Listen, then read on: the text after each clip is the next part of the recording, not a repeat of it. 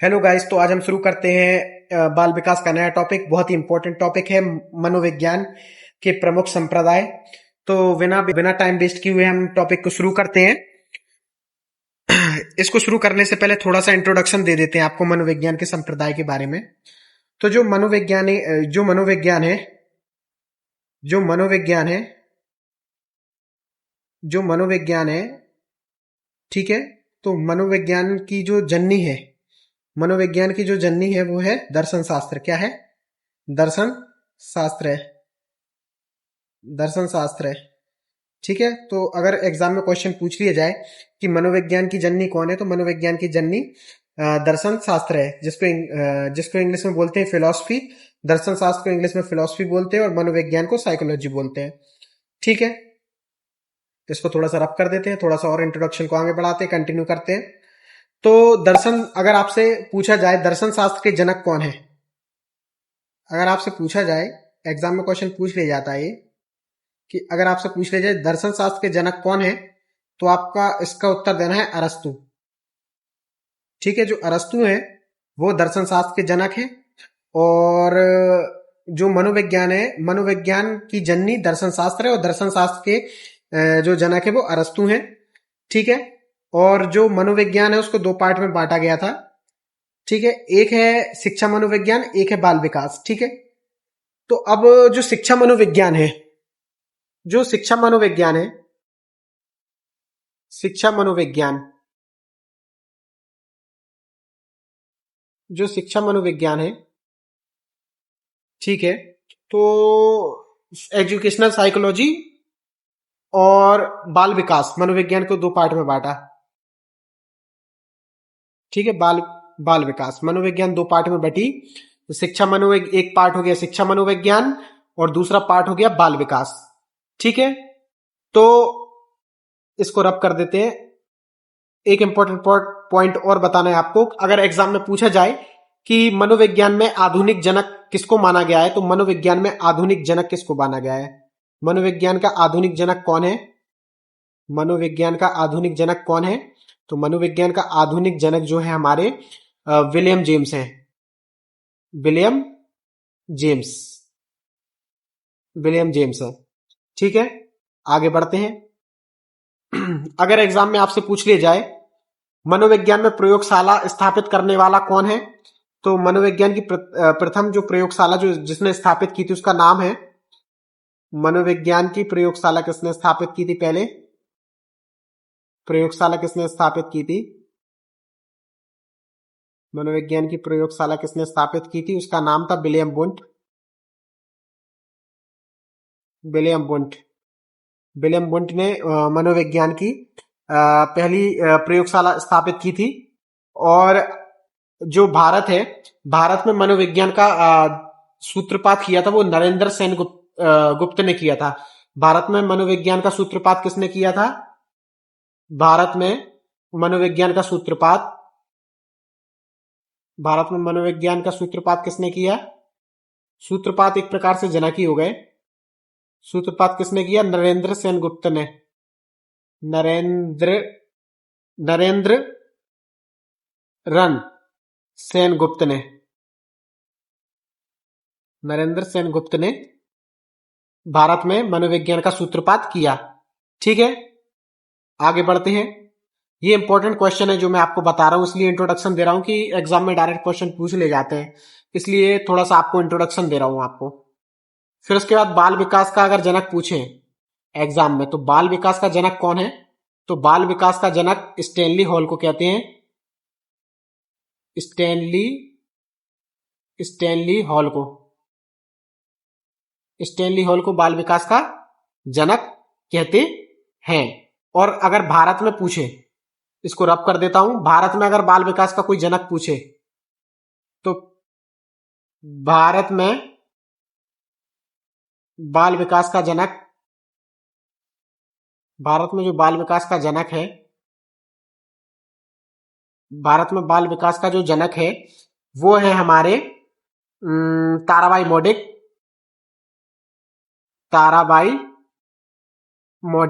कौन है? ताराबाई मोडिक है। ये एग्जाम में इंपॉर्टेंट क्वेश्चन है, इसलिए मैं आपको थोड़ा सा इंट्रोडक्शन दे रहा हूं कि ये मनोविज्ञान के वैज्ञानिक के नाम एग्जाम में पूछ ले जाते हैं।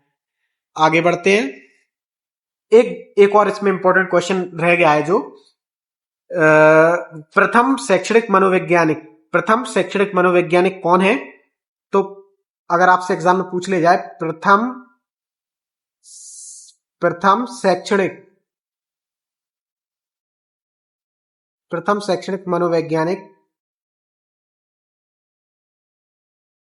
वैज्ञानिक अगर पूछ ले जाए तो उनका नाम है थॉर्नडाइक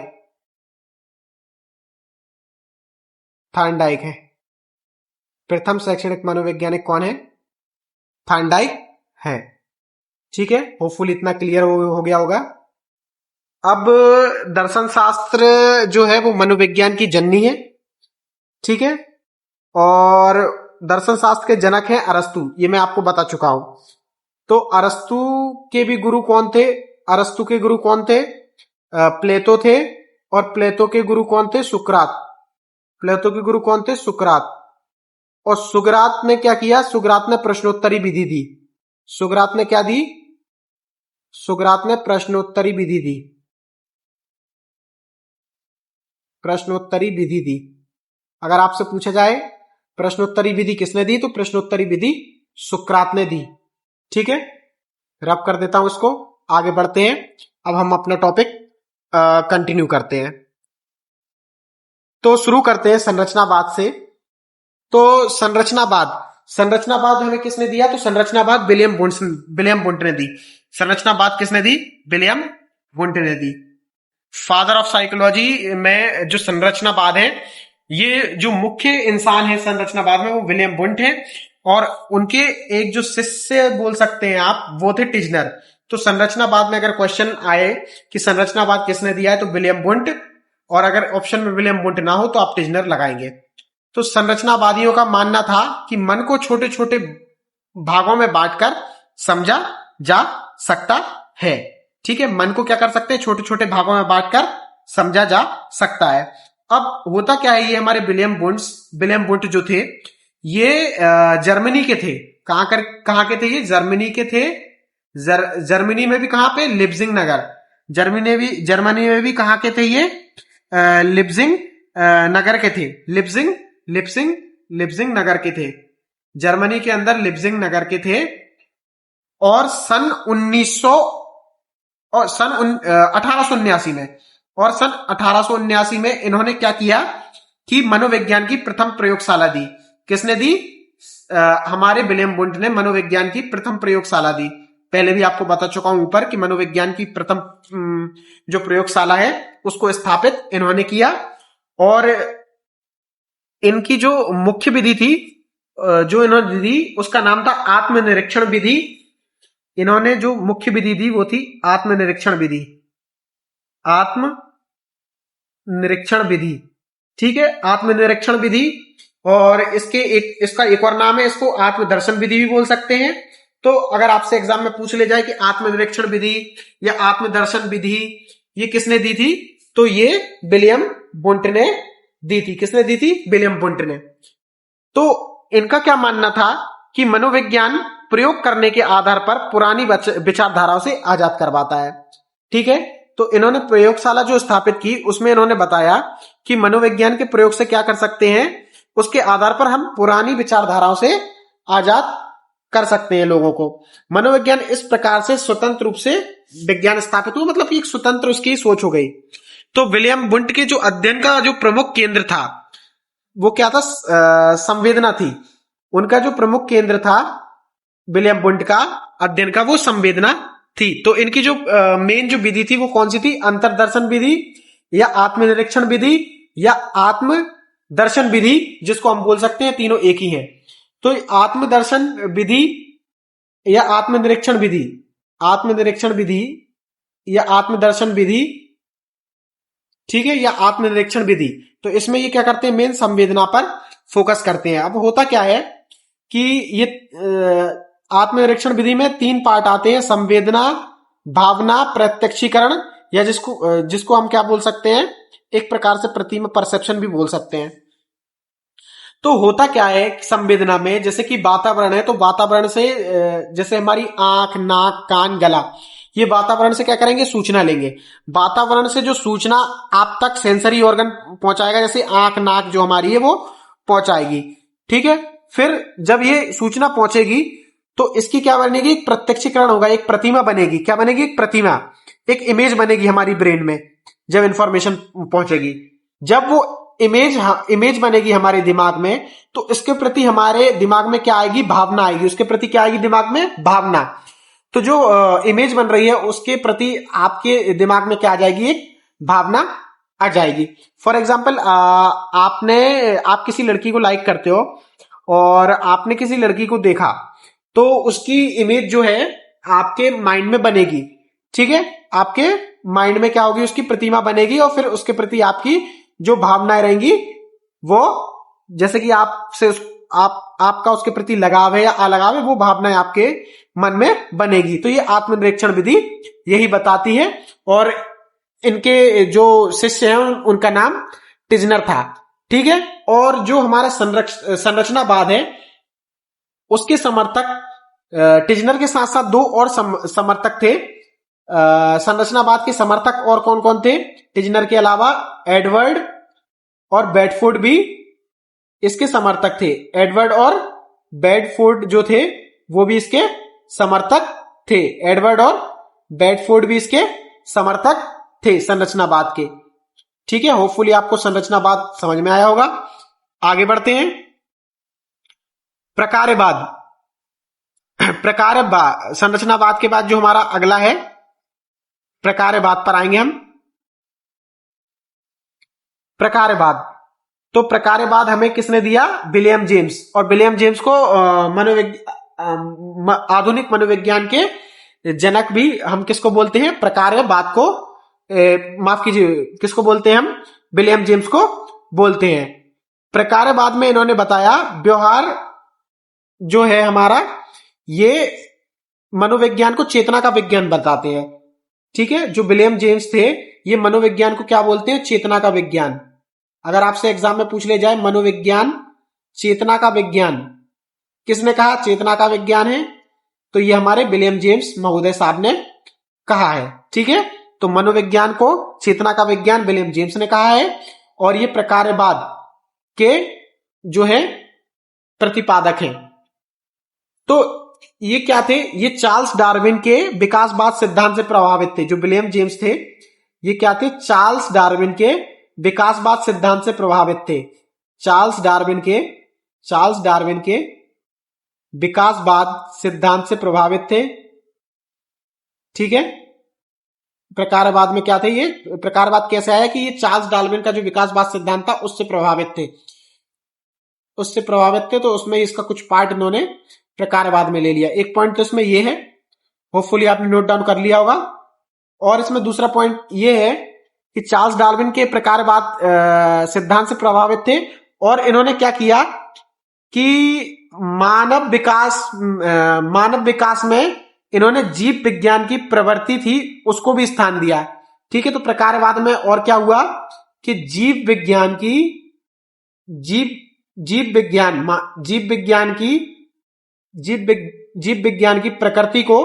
प्रवृत्ति को इन्होंने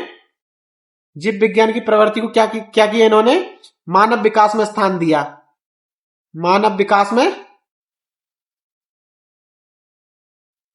इन्होंने क्या किया, जीव विज्ञान को मानव विकास में स्थान दिया।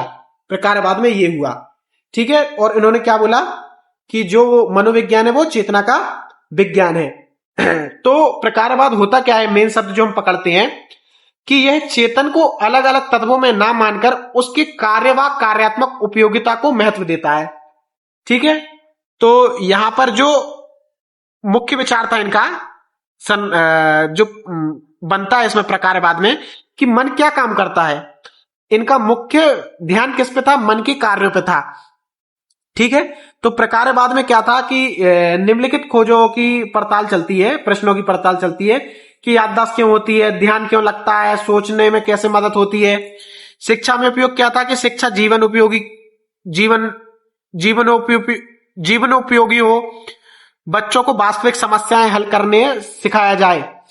ठीक है, तो कुल मिलाकर बात यह थी कि यह चेतना को अलग अलग तत्वों में ना मानकर उसकी कार्य की कार्यात्मक इकाई को उपयोगिता या महत्वता देते थे प्रकार्यवाद में। ठीक है, आगे बढ़ते हैं, व्यवहारवाद पर आते हैं। तो व्यवहारवाद जो दिया हमारे जॉन वॉटसन ने दिया, जॉन बी वॉटसन ने दिया। और इसके अलावा जो तीन और व्यवहारवादी जो फेमस व्यवहारवादी है, अभी तो इनका सिर्फ नाम याद कर लीजिए, इनके अलग से मैं सिद्धांत भी लेकर आऊंगा। तो ये जो तीन व्यवहारवादी जो समर्थक है वॉटसन के अलावा, वो पावलोव है, थॉर्नडाइक है और स्किनर है। ठीक है, तो व्यवहारवादी विचारधारा के जो हमारे वॉटसन थे, तो उनका क्या विचार था, इस पर हम चर्चा करते हैं। इन्होंने क्या किया, मनोविज्ञान को व्यवहार का विज्ञान बताया। ठीक है, इन्होंने क्या कहा, इन्होंने क्या किया, इन्होंने मनोविज्ञान को, इन्होंने क्या किया, मनोविज्ञान को व्यवहार का विज्ञान बताया। मनोविज्ञान क्या है इनके हिसाब से, इनके हिसाब से मनोविज्ञान जो है व्यवहार का विज्ञान, व्यवहार का विज्ञान है। ये किसके वचन है, ये हमारे जेबी वॉटसन साहब के वचन हैं। ठीक है, और क्या होता है व्यवहारवाद में, व्यवहारवाद में ये बोलते हैं कि व्यवहार पर प्रेक्षण प्रयोग संभव है। व्यवहार पर क्या संभव है, व्यवहार पर प्रेक्षण, व्यवहार पर प्रेक्षण व प्रयोग संभव है। प्रेक्षण भी संभव है व प्रयोग भी संभव है। ठीक है, व्यवहार पर प्रेक्षण व प्रयोग संभव है। ठीक है, मतलब कि व्यवहार को ये एक प्रकार से कहते हैं कि व्यवहार का प्रेक्षण व प्रयोग संभव है, मतलब कि इसको मापा जा सकता है। व्यवहार एक ऐसा चीज है या ऐसा प्रयोग है जिसको मापा जा सकता है। ये कौन बोलता है, हमारे जेबी वॉटसन बोलते हैं। और इन्होंने मनोविज्ञान में व्यवहार को धनात्मक विज्ञान बोला। इन्होंने मनोविज्ञान में व्यवहार को धनात्मक विज्ञान बोला। ठीक है, व्यवहार को इन्होंने क्या बोला, व्यवहार को मनोविज्ञान का धनात्मक विज्ञान बोला। मनोविज्ञान का धनात्मक विज्ञान भी बोला।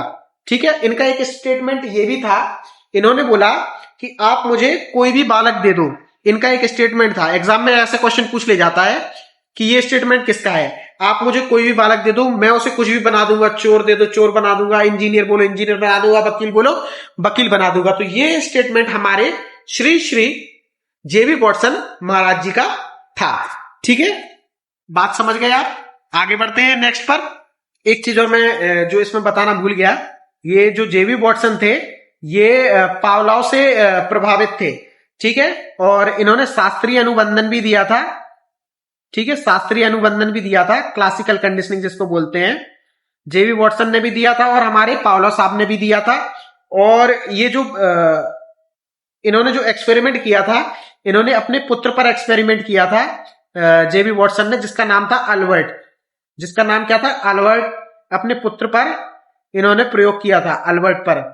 ठीक है, किसने, जेबी वॉटसन ने अल्बर्ट अपने पुत्र पर प्रयोग किया था। और इन्होंने शास्त्रीय अनुबंधन सिद्धांत भी दिया था। और ये किससे प्रभावित थे, ये पावलोव से प्रभावित थे। ठीक है, पावलोव के सिद्धांत से प्रभावित थे। और पावलोव ने कुत्ते पर प्रयोग किया था। किस पर प्रयोग किया था, कुत्ते पर। और उन्होंने शास्त्रीय अनुबंधन सिद्धांत दिया था, इन्होंने भी दिया था, जेबी वॉटसन ने भी दिया था। और हमारे क्या बोलते हैं, पावलोव ने भी दिया था। और जेबी वॉटसन ने भी दिया था शास्त्रीय अनुबंधन का सिद्धांत। ठीक है, इन दोनों ने दिया था। और अब कुछ खासियत बता देता हूं व्यवहारवादियों की। तो जो व्यवहारवादी थे, वो मनोविज्ञान को भौतिक यांत्रिक रूप से प्रतिपादित करके नए युग का सूत्रपात इन्होंने किया। और जो हमारे व्यवहारवादी थे, इन पर पशुओं के व्यवहार के ऊपर प्रयोग किया गया। व्यवहारवादियों के द्वारा क्या किया गया, व्यवहारवादियों के द्वारा क्या किया गया, व्यवहारवादियों के द्वारा पशुओं के व्यवहार के ऊपर प्रयोग किया गया। पशुओं के व्यवहार के ऊपर प्रयोग ऊपर भी प्रयोग किया गया। ठीक है, एग्जाम में सीधा पूछ सकते हैं। एक लास्ट पॉइंट जो इसमें रह गया है कि जो व्यवहारवाद है वो जीव विज्ञान व पावलोव के सिद्धांत से प्रेरित है। व्यवहारवादियों ने सीखने हेतु अभिप्रेरणा, पुनर्बलन व अनुक्रिया के मध्य बंधन पर बल दिया था। ठीक है, और एक पॉइंट और है, जो जेबी वॉटसन थे इन्होंने बही दर्शन विधि का भी प्रतिपादन किया। इन्होंने जेबी वॉटसन जो थे, हमारे वॉटसन साहब जो थे, इन्होंने क्या किया, वॉटसन ने बही दर्शन विधि भी दी। कौन सी विधि दी? बहिर दर्शन विधि का भी प्रतिपादन किसने किया? हमारे जेबी वॉटसन साहब ने किया। ठीक है, ठीक है, आगे बढ़ते हैं। हाँ, तो यहां पढ़ते हैं हम। तो व्यवहारवाद में और क्या था? स्टिमुलस और रिस्पॉन्स, मतलब कि उद्दीपक और अनुक्रिया पर इन्होंने बल दिया। ठीक है, और जो हमारे पावलोव थे उन्होंने कुत्ते पर प्रयोग किया था, ये मैं बता ही चुका हूं आपको। और इन्होंने जो है वो उद्दीपक, अनुक्रिया, अभ्यास, पुनर्बलन, इन सब टर्म पर इन्होंने बल दिया। पुनर्बलन का मतलब होता है पुरस्कार देना। ठीक है, एक प्रकार से पुरस्कार या प्रेरित करना। अभ्यास पर बल दिया इन्होंने। ठीक है,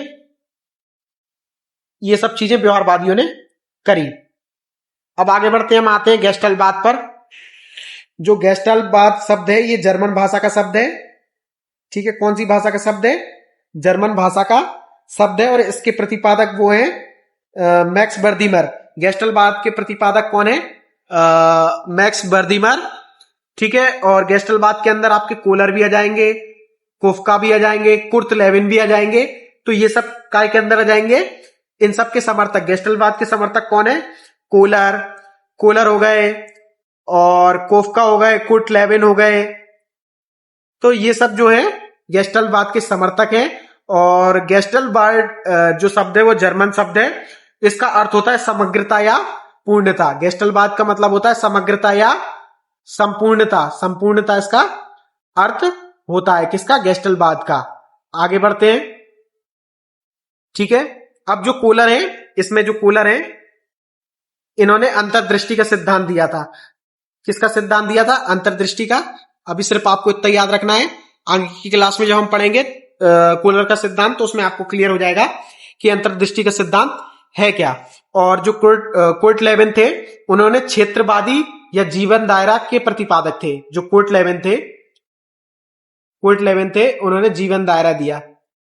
ठीक है, क्या दिया? जीवन दायरा के प्रतिपादक, जीवन दायरा। ठीक है, तो इतनी चीज आपको होपफुली समझ में आ गई होगी। तो गेस्टल्टवाद का मतलब क्या है? कि संपूर्णता। इसमें करते क्या है? मान लीजिए कोई एक चीज है, या कोई एक समस्या है, तो उस समस्या को समझ सूझ से, तर्क से, उसके बहुत सारे पहलू पर बल देंगे। ठीक है, इनके अनुसार क्या होता है? जो अधिगम की प्रक्रिया होती है वो सूझ समझ आधारित होती है। गेस्टल्टवाद में जो अधिगम होता है, अधिगम की जो प्रक्रिया होती है वो सूझ समझ आधारित प्रक्रिया होती है। इसमें अभ्यास और उद्दीपक की जरूरत नहीं होती। इसमें क्या होता है? प्रैक्टिस की जरूरत नहीं होती, और कोई लालच की जरूरत नहीं होती, उद्दीपक की जरूरत नहीं होती। जो अधिगम करता होता है, जो लर्नर होता है, इसमें जो अधिगम करता रहेगा, जिसको हम बोलते हैं लर्नर, जो लर्नर रहेगा वो समस्या का समाधान हेतु जो मतलब कि कोई एक प्रॉब्लम है तो उसको छोटे छोटे रूप में ना देखकर उसको संपूर्णता देखेगा, उसको एज अ फुल पार्ट उसका देखेगा, छोटे छोटे रूप में उसको ना देखकर समग्र रूप में देखता है और उसके बीच में संबंध स्थापित करता है। सीखने के उद्देश्य में वह अभिप्रेरणा पर बल देते हैं। इसमें क्या करते हैं? सीखने के उद्देश्य व अभिप्रेरणा पर बल देते हैं। और यही अंतर्दृष्टि का सिद्धांत भी इसी टाइप का है। उसमें भी क्या करते हैं कि समस्या के समाधान के दौरान व्यक्ति समस्या की विभिन्न वस्तुओं के मध्य संबंध स्थापित कर लेते हैं। तो प्रॉब्लम जो है, मान लीजिए एक बड़ी प्रॉब्लम है, मतलब एक प्रॉब्लम है, छोटी छोटी प्रॉब्लम के रूप में ना देखकर इसको एज अ होल देखते हैं, पूरी प्रॉब्लम को एक पार्ट में देखते हैं। तो यही गेस्टल्टवाद बताता है। ठीक है, यही सूझ समझ द्वारा अधिगम है। अचानक से जो समस्या का जो समाधान आ जाए उसको हम बोलते हैं गेस्टल बात से संबंधित उसको हम बोलते हैं। और कोलर जो थे उन्होंने उनके सिद्धांत के बारे में भी हम चर्चा करेंगे। अभी सिर्फ इतनी चीज याद कर लीजिए कि कोलर ने सुल्तान नामक चिंपांजी पर प्रयोग किया था। और अंतर्दृष्टि का मतलब होता है कि अचानक समाधान मिलना या सूझ आना। ठीक है, अभी सिर्फ इतना याद रखिए आप। अगला जो हमारा संप्रदाय का जो टॉपिक है वो है मनोविश्लेषणवाद। मनोविश्लेषणवाद, तो ये जो मनोविश्लेषणवाद है वो हमें दिया है सिगमंड फ्राइड ने। और ये कहां के थे? ये ऑस्ट्रेलिया के प्रसिद्ध तंत्रिका विज्ञानी थे, जिन्होंने मानव की मन की गहराइयों को समझने के लिए अवचेतन या अचेतन की अवधारणा प्रस्तुत की। ठीक है, इनके मुख्य विचार जो थे वो मनुष्य का व्यवहार केवल चेतन मन से नियंत्रित नहीं होता। ठीक है, और इन्होंने 3 प्रकार के मन पर बात की थी। जो हमारे मनोविश्लेषणवाद के जनक हैं हमारे सिगमंड फ्राइड, इन्होंने 3 मन बताए थे। एक इन्होंने बताया था चेतन मन, ठीक है, एक बताया था चेतन मन, ठीक है, चेतन मन। एक बताया था इनने अचेतन मन, अवचेतन मन बताया था, एक अवचेतन मन बताया था, एक अर्धचेतन मन बताया था। ठीक है, तो जो अवचेतन मन था, इनका कहना था कि अवचेतन मन ये 90% इंसान में काम करता है, और बाकी जो 10% रहता है वो किस में कौन सा रहता है? बाकी ये 10% जो रहता है ये चेतन मन रहता है। कौन सा रहता है? चेतन मन।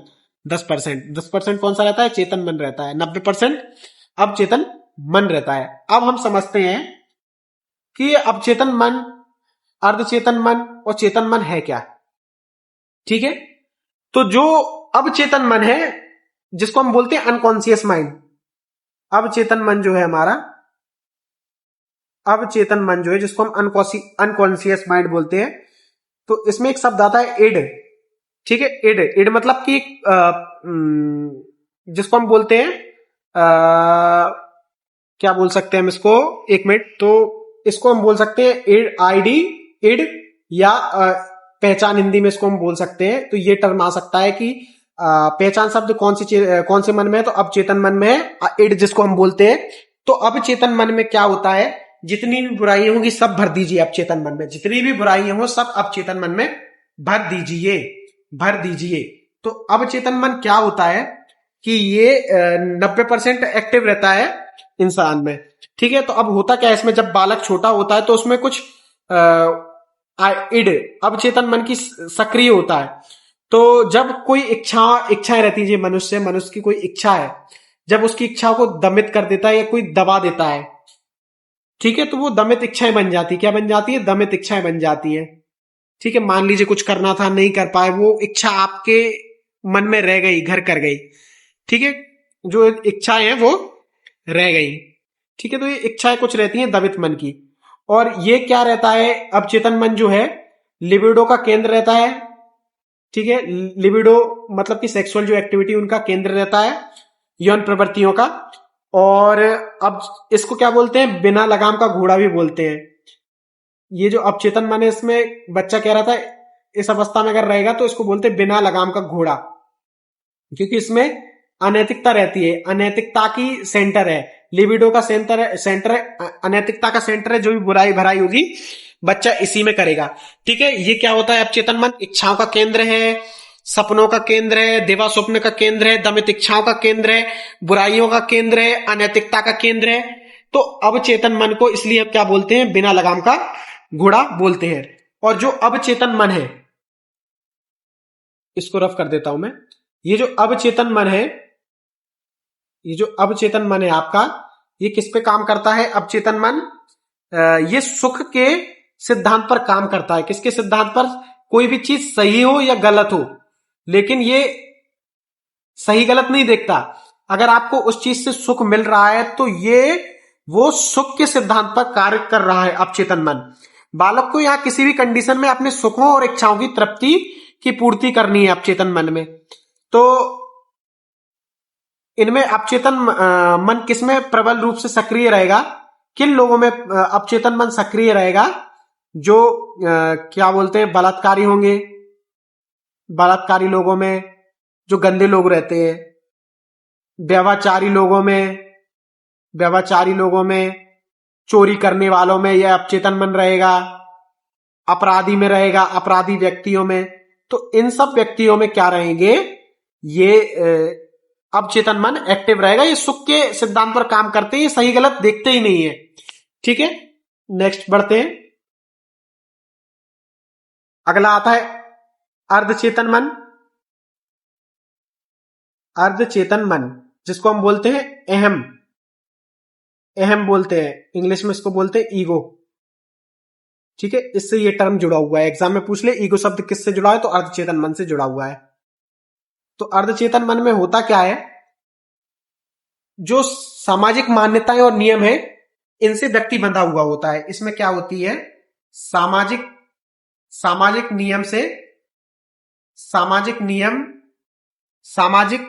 मान्यताओं से जो है मनुष्य बंधा रहता है, मान्यताओं से जो है व्यक्ति बंधा रहता है। इसको क्या बोलते हैं, घोड़े की लगाम की संज्ञा दी गई है। इसको क्या दिया गया है, घोड़े की लगाम की संज्ञा दी गई है। अब इसमें क्या होगा, ये भी नैतिकता, इसमें भी नैतिकता नहीं होती। आप सोचेंगे कैसे नहीं होती है, इसमें तो जो सामाजिक मान्यताओं नियमों के सिद्धांत से इंसान बना हुआ है, लगाम की संज्ञा भी दे रहे हैं, लेकिन इसमें भी नैतिकता नहीं होती। इसमें भी नैतिकता नहीं होती, क्यों नहीं होती मैं आपको कारण बताऊंगा। नैतिकता इसमें भी नहीं होती, क्यों नहीं होती नैतिकता। फॉर एग्जाम्पल, सड़क पर कोई चीज डली हुई है। फॉर एग्जाम्पल, ये सड़क है, ये सड़क पर कोई चीज रखी हुई है। ठीक है, ये सड़क पर कोई चीज रखी हुई है, कोई मूल्यवान चीज किसी की गिर गई है। तो आप इधर उधर देखेंगे और आपका मन बोलेगा जब इसको कोई देखे ना तो अपन इसको उठा लेंगे। तो ये समय के सिद्धांत पर कार्य कर रहा है। समय के सिद्धांत पर मतलब कि सही वक्त देखकर आप वो गलत काम कर लें, वो चीज को उठा लें। ठीक है, तो थोड़ी देर रुकेंगे आप, फिर उस चीज को आपका मन सलाह देगा कि उचित अवसर देखकर इसको उठा लें। तो यह व्यक्ति को क्या करता है, संतुलित रखता है। ये क्या करता है, व्यक्ति को संतुलित रखता है, जो अर्धचेतन मन है। आगे बढ़ते हैं, अगला जो पॉइंट है हमारा चेतन मन। अगला जो पॉइंट है हमारा वो है चेतन मन, जिससे ये वर्ड जुड़ा है सुपर ईगो, परम अहम जिसको बोलते हैं। सुपर ईगो मतलब कि परम अहम। ठीक है, क्या बोलते हैं, परम अहम। ठीक है, क्या बोलते हैं उसको हम, परम अहम बोलते हैं। अब ये क्या होता है, ये नैतिकता की भुजा होती है। सबरी अच्छा इसमें डाल दीजिए आप, नैतिकता की भुजा होती है, नैतिकता के सिद्धांत पर कार्यशील है, अच्छाइयों का केंद्र है, सही व गलत का केंद्र है। ठीक है, अब इसमें कौन कौन सपोर्टर है, फ्राइड है, एडलर है, कार्ल एंड जुंग, ये सब इनके सपोर्टर हैं। आगे बढ़ते हैं, ये 3 मैं आपको पहले ही बता चुका हूं, 3 शब्द भी आपको ये बता चुका हूं। ठीक है, अगला जो है मानवतावाद। तो मानवतावाद के जो प्रतिपादक है वो है अब्राहम मैस्लो। मानवतावाद के प्रतिपादक कौन है, अब्राहम मैस्लो। ठीक है, इन्होंने आवश्यकता पदानुक्रम का सिद्धांत दिया है। ठीक है, इनका कहना था कि हर व्यक्ति की विकास करने की क्षमता होती है। हर व्यक्ति में क्या होता है, विकास करने की क्षमता होती है। बच्चा केवल बाह्य पुरस्कार या दंड से नहीं सीखता, अधिगम प्रक्रियाओं में भी बच्चे की भावनाएं और आवश्यकताएं अत्यंत महत्वपूर्ण होती हैं। ठीक है, तो जो मानवतावाद इनका जो सिद्धांत है, इनका जो पिरामिडिकल इन्होंने स्ट्रक्चर में ये 5 अवस्थाएं इन्होंने बताई है। ये पिरामिडिकल अवस्था, इसमें पहला, दूसरा, तीसरा, चौथा, 5वां, इस तरीके से 5 सीढ़ियां इन्होंने बताई हैं। तो सबसे पहले इन्होंने बोला है कि जो इंसान है उसको क्या होती है, शारीरिक आवश्यकता होती है। क्या होती है, शारीरिक आवश्यकता होती है। ठीक है, अब फॉर एग्जाम्पल आपको भूख लगी, भूख उत्पन्न हुई, भूख लगी तो आप उत्तेजित हुए। ठीक है, लक्ष्य केंद्रित व्यवहार करेंगे। लक्ष्य केंद्रित व्यवहार मतलब कि भोजन की प्राप्ति करेंगे, संतुष्टि मिलेगी, उत्तेजना पूरी होगी और इस तरीके से आपकी आवश्यकता पूरी होगी। तो सबसे पहली स्टेज क्या है, शारीरिक आवश्यकता है। जब इंसान की शारीरिक आवश्यकता पूरी हो जाए तो फिर उसको क्या चाहिए, सेकंड नंबर पर सुरक्षा चाहिए। क्या चाहिए, सुरक्षा। तो जब आपकी शारीरिक आवश्यकता पूरी हो जाए तो आपको क्या चाहिए, सुरक्षा चाहिए। ठीक है, सुरक्षा के बाद आप प्रेम और अपनापन लाएंगे या फिर आप संबंध बनाना शुरू कर देंगे। जब आपका ये तीसरा स्टेप पूरा हो जाएगा फिर आपको क्या चाहिए, सम्मान चाहिए। फिर चौथी सीढ़ी पर पहुंचेंगे मानवतावाद में, तो आपको सम्मान चाहिए। और फिर जो है आत्मसिद्धि, एंड का जो स्टेप है, आप एंड में क्या मिल जाएगी आपको, आत्मसिद्धि मिल जाएगी। क्या मिल जाएगी, आत्मसिद्धि। तो पहला स्टेप है इसमें शारीरिक अवस्था, ठीक है, पहली शारीरिक अवस्था, दूसरी सुरक्षा, तीसरी प्रेम या अपनापन जिसको हम बोलते हैं संबंध, चौथा सम्मान और पांचवा आत्मसिद्धि। ये 5 स्टेप मानवतावाद में चलेंगे। ठीक है, संज्ञानवाद आपको पता ही है, पिछले वीडियो में भी आपको पढ़ा चुका हूं, तो इस पर इतना गौर करने की जरूरत नहीं है। पियाजे के संज्ञानवाद के बारे में मैं आपको बता चुका हूं। इसमें एक चीज बताने लायक और है, जो है संयोजनवाद। जो क्या है, संयोजनवाद, जो इसमें ऐड नहीं कर पाया हूं मैं पीपीटी में, लेकिन आपको समझा देता हूं। संयोजनवाद, ठीक है, संयोजनवाद हेडिंग डाल लीजिए आप, संयोजनवाद। तो इसके प्रतिपादक कौन है, थॉर्नडाइक है। इसके प्रतिपादक कौन है, थॉर्नडाइक है। संयोजनवाद के, जिसको इंग्लिश में बोलते हैं कनेक्शनिज्म। इन्होंने बिल्ली पर प्रयोग किया। इन्होंने किस पर, बिल्ली पर प्रयोग किया, ठीक है। और इनका सिद्धांत जो था, इन्होंने बिल्ली पर प्रयोग किया, थॉर्नडाइक ने। प्रयास व त्रुटि का सिद्धांत बोलते हैं। और ये प्रथम शैक्षणिक मनोवैज्ञानिक थे और ये यूएसए के थे, मैं आपको पहले ही बता चुका हूं। और थॉर्नडाइक ने सीखने के नियम भी दिए। क्या दिए, सीखने के नियम। जब हम थॉर्नडाइक का टॉपिक पढ़ेंगे तो उसमें हम आपके सिद्धांत क्लियर कर देंगे थॉर्नडाइक का, और उस पूरे नियम बता देंगे कि इन्होंने प्राथमिक नियम और गौण नियम दिए, दोनों को मैं क्लियर कर दूंगा। तो संयोजनवाद में होता क्या है कि जो स्टिमुलस रहेगा, जो उद्दीपक रहेगा, जो एक प्रकार से एक लालच रहेगी और एक रिस्पॉन्स रहेगा, ठीक है। तो लालच को देखकर आप अनुक्रिया करोगे, है ना। तो स्टिमुलस, उद्दीपक जिसको हम बोलते हैं उद्दीपक, और अनुक्रिया के मध्य इन्होंने अभ्यास के द्वारा संबंध कार्य के परिणाम की संतुष्टि व परिणाम के द्वारा इसको मजबूत किया। यही हमारा संयोजनवाद है। उद्दीपक, आपके सामने उद्दीपक रख दे तो आप रिस्पॉन्स करोगे उस कार्य को और बार बार अभ्यास करोगे, ठीक है। स्टिमुलस को देखकर बार बार अभ्यास करोगे और रिजल्ट अच्छा रहा तो आप को सुखद परिणाम मिलता है, तो आप उस चीज को बार बार दोहराते हैं। यही इन्होंने संयोजनवाद में बताया है। तो होपफुली गाइस आप लोगों को मेरा ये वीडियो पसंद आया होगा, ठीक है। और ये कुछ एंड में कंक्लूजन है, आप देखना चाहें या नोट करना चाहें तो नोट कर सकते हैं। और आपको मेरा वीडियो अगर पसंद आता है तो चैनल को लाइक, शेयर और सब्सक्राइब कीजिए। Thank you guys.